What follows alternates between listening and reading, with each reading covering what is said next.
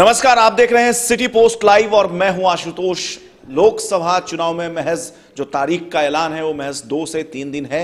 महज 2 से 3 दिन के अंदर में चुनाव आयोग अपने चुनाव के तारीखों का ऐलान कर देगी और लगभग सब कुछ स्पष्ट हो जाएगा। लेकिन बिहार की राजनीति प्रतिदिन एक नए करवट ले रही है, एक नया रंग रूप ले रही है और अलग अलग दावेदार बिहार में अलग अलग पार्टी से देखने को मिल सकता है आपको, और मजबूत दावेदार देखने को मिल सकता है। अब इसी सिलसिले में महागठबंधन के एक मजबूत दावेदार जो कि महाराजगंज लोकसभा सीट से अपनी दावेदारी पेश कर रहे हैं। हालांकि अब ये खुद एक्सेप्ट करते हैं कैमरा पे कि नहीं, ये तो हम आगे जानेंगे।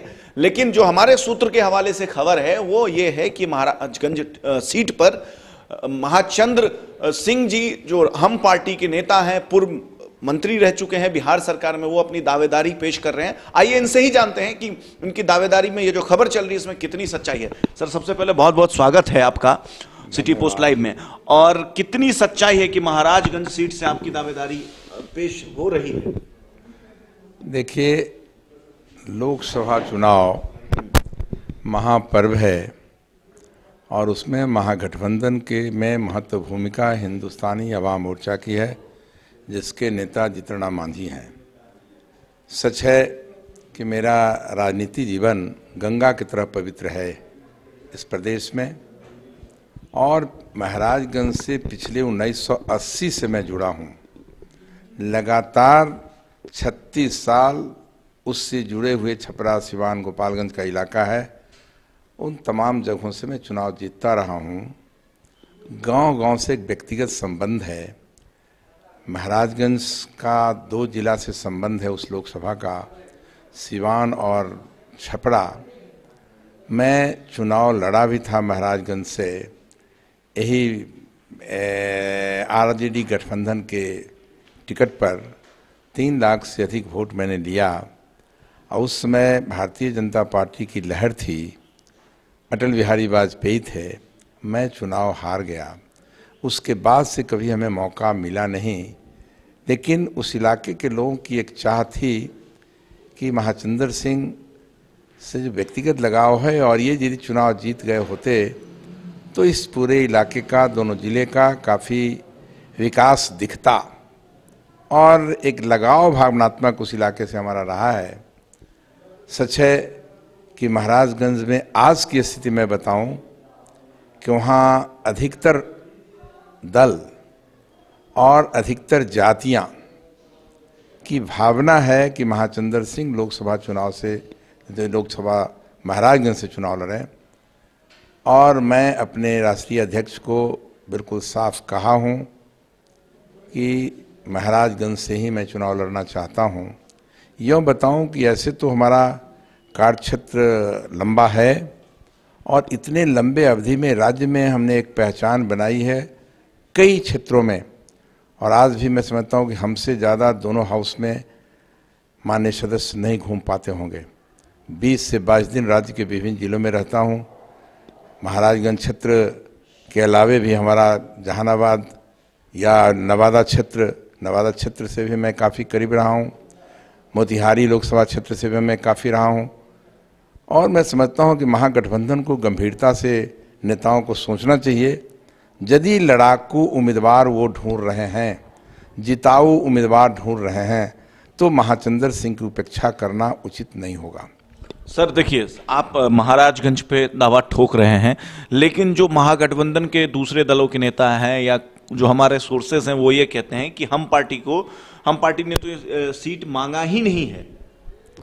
नहीं, ये बातें मीडिया में आई है और माननीय जीतनराम मांझी से भी हम सब ने पूछा था, मैंने भी पूछा था, तो उन्होंने दावेदारी रखी है और मजबूती से रखा है दावेदारी।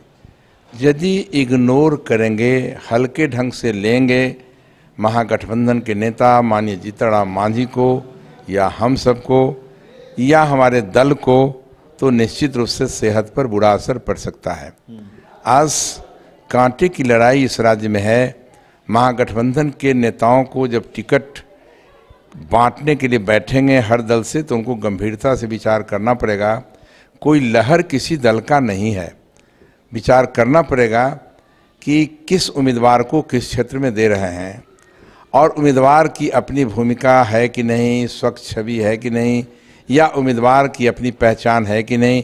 जैसे आप बार बार महाराजगंज की चर्चा करते हैं, महाराजगंज का कोई परिवार नहीं है, चाहे जिस जाति का हो, हिंदू हो, मुस्लिम हो, अगड़ी हो, पिछड़ी हो, दलित हो, सब परिवार से मेरा व्यक्तिगत लगाव एक दो नहीं दशकों से है।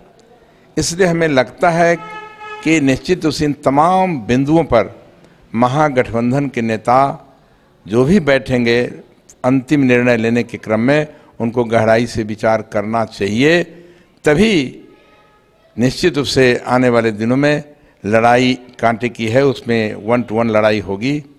और थोड़ा सा यदि मिस करेंगे कि ये बैकवर्ड है, फॉरवर्ड है, ये मैं कहीं से ला के किसी को रख दिया, वो इस बार हम समझते हैं चलने वाला नहीं है। पूरे राज्य में विभिन्न लोकसभा क्षेत्रों में तो कैंडिडेट की भी पहचान संबंधित लोकसभा क्षेत्र में हो, इस पर भी बहुत डिपेंड करेगा। मैं समझता हूँ इस पर गहराई से महागठबंधन के नेता सोचेंगे और निर्णय निश्चित रूप से बैलेंस निर्णय लेंगे, जिससे कोई दल, गठबंधन का कोई दल आहत नहीं हो। आहत होगा तो निश्चित रूप से परेशानी बढ़ जाएगी और महागठबंधन का रिजल्ट उम्मीद के अनुसार गड़बड़ाएगा। एक खबर और भी चल रही है मीडिया के सूत्रों के हवाले से, या बाकी वही मैं फिर से वही कोट कर रहा हूं कि महागठबंधन के कुछ नेता जो हैं अंदर खाने कहते रहते हैं। मैं किसी नेता का नाम कैमरा पे लेना उचित नहीं होगा क्योंकि ये अधिकृत बयान नहीं है, कि जो जीतन राम मांझी की पार्टी है उनको तो 1 या 2 सीट में निपटा दिया जाएगा। तो फिर इस ऐसी स्थिति में तो आपका नंबर नहीं लगेगा, तो फिर उस परिस्थिति में क्या करेंगे आप? नहीं, देखिए 1-2 सीट की नहीं, ये बात सही है कि हमने खून पसीना से हिंदुस्तानी आवाम मोर्चा को जीतन राम मांझी के नेतृत्व में सींचा है, अपनी कुर्बानी दी है, शहीद हुए हैं। उनके मुख्यमंत्री काल में 9 मंत्री हम सब अलग हो गए।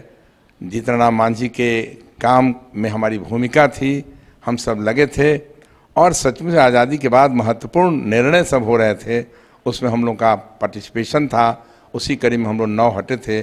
दुर्भाग्य है कि आज सिर्फ महाचंद्र सिंह ही बचा है मांझी जी के साथ उस पुराने टीम में। मेरा अगला सवाल इसी से जुड़ा हुआ है और मैं ये पूछने वाला था आपसे सवाल कि जिस तरीके से जब आप जेडीयू से आप लोग अलग हुए, बिहार सरकार से अलग हुए, उसके बाद आप लोगों ने अपनी एक पार्टी बनाई, सबसे ज़्यादा जो मंत्री थे, पूर्व मंत्री कहें या मतलब जब पार्टी से अलग हो गए तो सबसे ज़्यादा मंत्रियों की जो संख्या थी वो आपके पार्टी में सबसे ज़्यादा थी। और जो महागठबंधन की अभी सरकार, जो दल हैं महागठबंधन के जितने भी दल हैं, चाहे आरजेडी हो या कांग्रेस हो, तो आरजेडी के बाद सबसे ज़्यादा मंत्रियों की संख्या आपकी थी। तो आखिर क्या हुआ हम पार्टी में कि सारे लोग एक एक करके अलग हो गए और आप अकेले बचे हैं? आपको कैसे मांझी जी रोक पाएंगे? 2 सवाल है मेरा। नहीं, देखिए सभी साथी कहीं न कहीं कोई राजनीतिक उद्देश्य से पॉलिटिकल पार्टी में काम करते हैं और उनका हो सकता है उनके दिल दिमाग में बात आई होगी कि हमारी जो सोच है राजनीतिक, हमारा जो भविष्य है वो कहीं न कहीं टकराएगा या हम उसको नहीं अचीव कर पाएंगे। इसलिए चूँकि राज्य की राजनीति जाति धर्म पर आधारित है, वैसी स्थिति में हमारे कुछ साथी चले गए और ये व्यक्तिगत कारण भी उनका है, राजनीतिक कारण भी है। मैं उसके पीछे गया नहीं, हम जानकारी लेने का प्रयास किया, इसलिए लोग गए। लेकिन हम लोग बड़ी दृढ़ता से आज दल में हैं, महागठबंधन के पार्टनर के रूप में मजबूत साथी हैं। और ये बात सही कहा आप कि देश में जब चर्चा होती है कि मांझी जी को टिकट 2 मिलेगा तो प्रेस वाले भी लोग कहते हैं आपको क्या दिक्कत है, मांझी जी को 2 मिलेगा, अपने एक लड़ रहे हैं, एक महाचंद्र सिंह को लड़ाएंगे। प्रदेश के भी आम लोग यही बोलते हैं, प्रदेश के मीडिया वाले भी यही लोग बोलते हैं। चूँकि ओरिजिनली हम लोग कंसीव किया था हिंदुस्तानी आवाम मोर्चा को, और उस समय जब पहला सम्मेलन किया था श्री कृष्ण मेमोरियल हॉल में, तो पार्टी का स्वरूप सोचा था। हम और हमारे साथियों ने मिलकर सोचा, मांझी जी से राय विचार किया और पार्टी की घोषणा हुई। इसलिए हमें दर्द लगता है कि मैंने पार्टी को के गठन में अहम भूमिका हमारी महाचंद्र सिंह की थी। इसलिए निश्चित रूप से हम पार्टी से के मजबूत कार्यकर्ता के रूप में लगातार काम कर रहे हैं, काम करते रहेंगे। अगर खुदा ना खास्ता महाराजगंज सीट आपको नहीं मिलता है, तो ऐसी स्थिति में क्या आपका क्या फैसला होगा? क्या मांझी जी बाकियों को तो रोक नहीं पाए, आपको रोक पाएंगे अपने साथ? हाँ, नहीं, मांझी जी निश्चित रूप से बहुत गंभीर हैं इस मुद्दे पे, और हमें लगता है कि इस हमारी जो सोच है, विचार है, वो मिलता जुलता है उनसे, और वो कहीं न कहीं हमको वो निराश नहीं होने देंगे, इस प्रयास में वो हैं। अगर by the way Maharajganj seat ना मिलके, आखिरी सवाल है मेरा, महाराजगंज सीट आपको नहीं मिलता है और दूसरा कोई लोकसभा सीट मिलता है, मान लीजिए आपके पार्टी के कोटे में 2 टिकट आती है, 2 लोकसभा सीट, और एक मांझी जी खुद लड़ेंगे और एक आपको दिए, तो कौन सा वो महाराजगंज के अलावा दूसरा सबसे लोकप्रिय सीट? नहीं, 2 सीट की बात तो मैं समझता हूँ कहीं से भी यदि ऐसा सोचता होगा, महागठबंधन के नेता सोचते होंगे, तो मैं कहता हूँ कि बड़ा कठिन परिस्थिति हो जाएगी राज्य की। किसी भी हालत में मांझी जी का जो सोच है वो कह चुके हैं।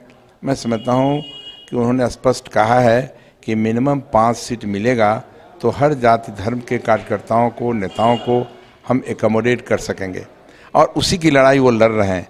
इसलिए मैं अभी नहीं मानता कि 1 सीट 2 सीट की बात मीडिया में बातें आती है, हम लोग उसको सिरे से खारिज करते हैं। मीडिया का ये कहना नहीं है, जो आप लोगों के साथी दल हैं उनके ही नेता दबी जबान से ऑफ कैमरा बोल रहे हैं। हाँ, अब कहा ना आपने दबी जबान से बोलते हैं, तो फिर वो दबी जबान से क्यों बोलते हैं? खुलकर बोले। खुलकर तो इसलिए नहीं बोल रहे ना कि आपको 1-2 सीट देके समझा लेंगे, मना लेंगे। नहीं, अब समझाने मझाने मैंने कहा नहीं कि मांझी जी की भी एक 5 सीट लंबे अनुभव है माननीय जीतन राम मांझी की, और महाचंद्र सिंह को भी मैंने कहा कि 1980 से लगातार कितने बार उठा पटक मैं देखा हूँ और निगोशिएशन देखा हूँ। राष्ट्रीय जनता के दल के साथ जब सरकार चल रही थी उसमें भी मैं सुपर कैबिनेट में था, जो कोऑर्डिनेशन कमेटी थी उसमें था, उसमें भी मैं देखता था ताल मात्रा कैसे चलता है गठबंधन में। इसलिए हम सबको अनुभव है, अनुभव के आधार पर पार्टी को बचाएंगे, सीट निश्चित रूप से मजबूती से लेंगे, चुनाव लड़ेंगे, चुनाव जीतेंगे। मतलब 2 सीट से पे नहीं मानेंगे? 2 से बिल्कुल नहीं, ये प्रश्न ही नहीं उठता है। कितनी सीट? 5 सीट की डिमांड है? हाँ, ये तो मांझी जी ने कह दिया कि 5 सीट मिनिमम चाहिए, लेकिन ये बात सही है कि तो बैठेंगे महागठबंधन के अन्य हमारे जो दल के नेता हैं, तो एकोमोडेशन में 1 सीट इधर उधर हो सकती है, वैसा हमें लगता है। हाँ, उससे कम में तो गुंजाइश मैं समझता हूँ मांझी जी को हो नहीं। 4 सीट से कम में कोई गुंजाइश नहीं? 4-5 ये अभी है उनका दावा, और लगता है कि कंसील करेंगे हमारे महागठबंधन के साथी लोग, नेता लोग। चलिए, हमसे बात करने के लिए बहुत बहुत शुक्रिया।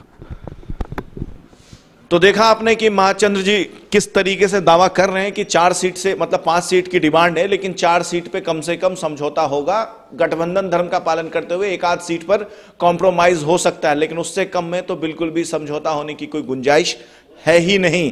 तो ये महागठबंधन के उन नेताओं के लिए एक साफ संकेत है जो दबी जबान में ये कहते रहते हैं कि जीतन राम मांझी की पार्टी को 1 या 2 सीटों पर निपटा दिया जाएगा। कैमरा सहयोगी कृष्णा के साथ मुझे दीजिए इजाजत, और देश और दुनिया की खबरों के लिए देखते रहिए, पढ़ते रहिए सिटी पोस्ट लाइव।